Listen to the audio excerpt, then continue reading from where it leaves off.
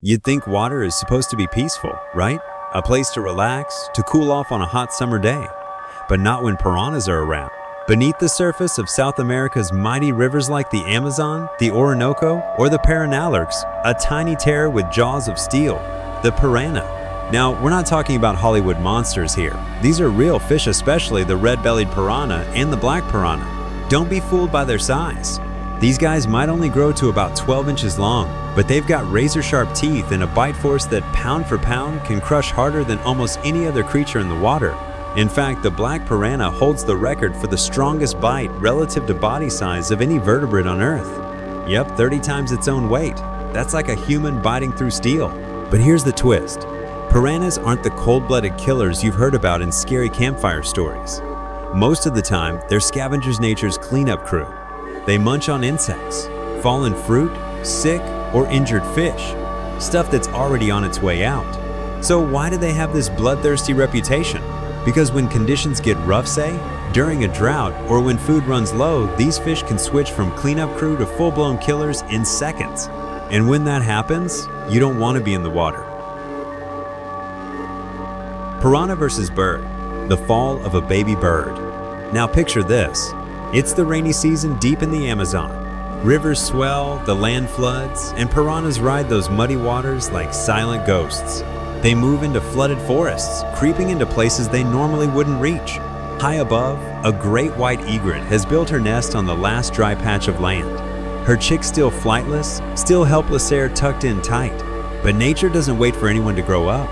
One chick slips, just a little wobble, and splash he hits the water. And that's all it takes.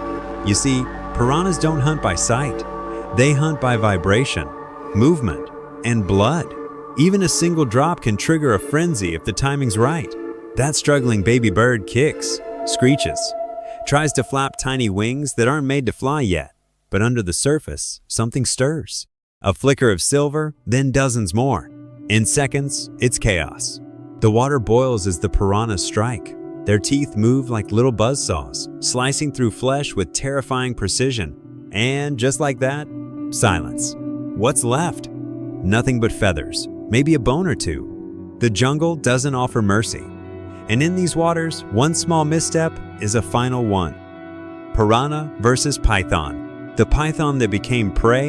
In the animal kingdom, few creatures command as much fear as the anaconda silent killer, built like a submarine, moving through the water with the patience of death itself. But sometimes, the hunter becomes the hunted. It starts like any other day in the murky shallows of the Amazon basin. A young anaconda, maybe 6 feet long, slithers through the reeds, gliding past submerged branches. It's bold, confident. After all, what could threaten it? Then it happens. A shadow flickers past, then another. Tiny, quick, almost invisible at first. A school of red-bellied piranhas. Dozens of them, maybe more. The snake coils in reflex, sensing danger, but it's too late. The first bite lands right near the tail, then another near the spine. It thrashes, sending mud and silt spiraling into the water like a storm cloud. But thrashing only makes it worse. Piranhas are triggered by motion, by panic. To them, this isn't just prey, it's a beacon. They swarm, precision and chaos, teeth like scalpels tearing through muscle and scale. In less than a minute, the mighty anaconda of the apex predators of this river has become nothing more than a floating piece of history, just bones drifting downstream. In the Amazon, even the kings can fall, and when piranhas decide it's your time, there's no throne, no title, and no escape. Piranha versus frog. The frog that never stood a chance. It was supposed to be just another leap. A big green bullfrog, eyes wide and limbs strong, perched on the edge of an open tank. Maybe it smelled water. Maybe it saw a reflection and thought, safe enough. So it jumped. But what waited below wasn't peace, it was teeth. The second their frog hit the surface, the water snapped to life. A dozen red-bellied piranhas stirred from stillness like they'd been waiting for the dinner bell to ring. At first, the frog floated, confused like it hadn't yet realized it had landed in the worst neighborhood possible. But realization came fast. A bite to the leg, then one to the belly. The frog kicked hard, water splashing like a scene from a horror flick.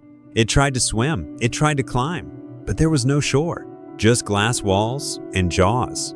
Piranhas attacked in a blur, Their teeth, small but serrated, worked like living buzzsaws precision tools built by evolution for one thing: destruction. In less than a minute, the water calmed again. No frog, no splash. Just a floating skeleton, spinning slowly like a forgotten leaf. Nature doesn't pause. It doesn't ask if you're ready. And in a tank full of piranhas, one wrong leap is your last.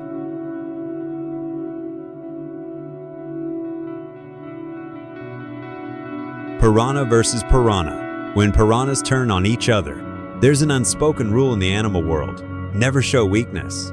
And for piranhas, that rule is written in blood. In this tank, everything seemed normal until one of the piranhas took a hit. Maybe it brushed against something sharp. Maybe it was just unlucky. But now, it's bleeding, slowing down, lagging behind the group. And the others?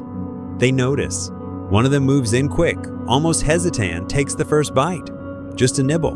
But hesitation vanishes fast when instinct kicks in. In seconds, the entire school turns on their own. A pack of precision killers, devouring what, moments ago, was one of their own. No loyalty, no mourning, just opportunity.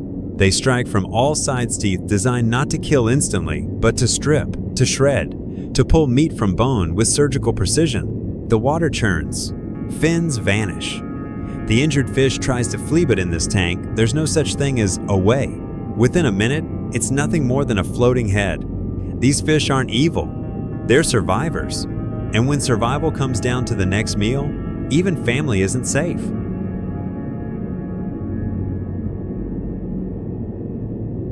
Piranha versus crocodile carcass.